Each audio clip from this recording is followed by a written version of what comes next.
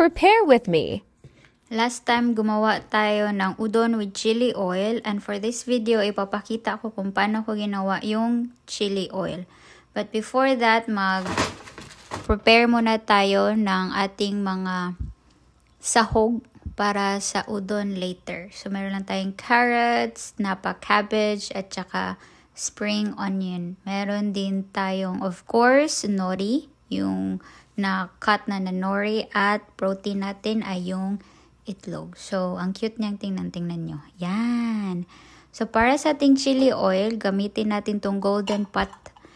Lagyan natin ng garlic, tapos yung spring onion, and then ang pinaka-importante sa lahat is syempre yung ating chili flakes.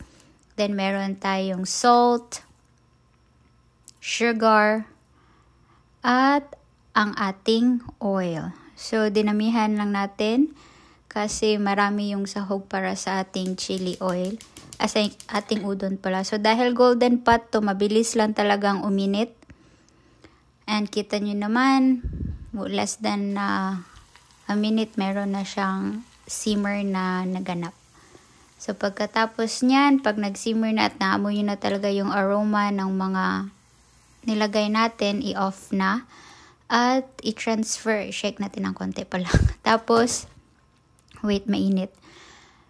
I-pour na natin sa ating na-prepare na udon. Yan. Balutin mo ng oil. Tapos, yung remaining na mga ingredients sa chili oil at ready na tong i-serve. Tadan! Ka-pretty, oy. Kagwapa, oy. Ka-hot and lami. Pero, but nga natin ng konting lemon para mas malasa. Itadakimasu!